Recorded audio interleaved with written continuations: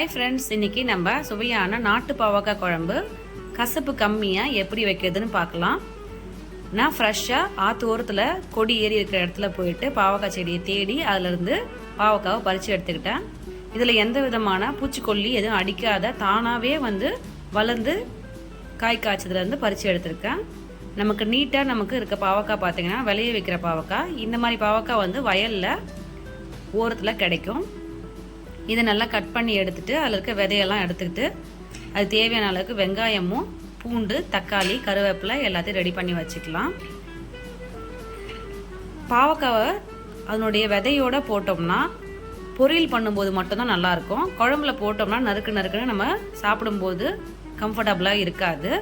அதனால் நம்ம குழம்புக்காக விதையை எடுத்துட்டு போட்டு செஞ்சோம்னா நல்லாயிருக்கும்.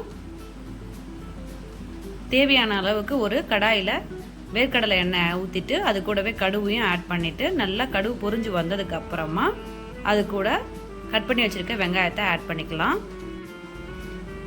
கூடவே கருவேப்பிலையும் சேர்த்து ஆட் பண்ணிவிட்டு பூண்டையும் சேர்த்து ஆட் பண்ணி நல்லா வதக்கி எடுத்துக்கலாம்.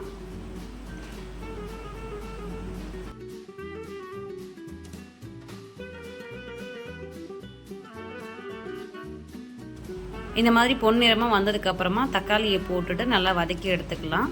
தக்காளியும் நல்லா வதங்கியிருக்கணும். ஒரு நெல்லிக்காய் சைஸ் அளவுக்கு புளியை எடுத்து நல்லா ஊற வச்சு கரைச்சி வச்சுக்கலாம். புளி போட்டால் தான் நமக்கு அந்த கசப்போட இது கம்மியாகும். இது கூட பாவக்காய் போட்டு நல்லா வதக்கி எடுத்துக்கலாம். தக்காளி நல்லா வதங்கினதுக்கு அப்புறமா தான் பாவக்காய் போடணும். பாவக்காவும் நல்லா வதங்கணும், பச்சையாக இருக்கக்கூடாது. நல்லா எண்ணெயிலே வதங்கினதுக்கு அப்புறமா தான் நம்ம புளி தண்ணியை ஆட் பண்ணணும்.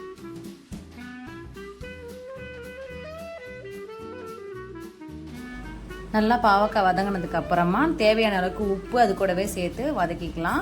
கூடவே மிளகாத்தூளையும் சேர்த்து போட்டு வதக்கிக்கலாம். மிளகாத்தூளை எண்ணெயிலே இது கூடவே போட்டு வறுக்கும் போது அந்த மிளகாத்தூளோட பச்சை வாசனை வராது.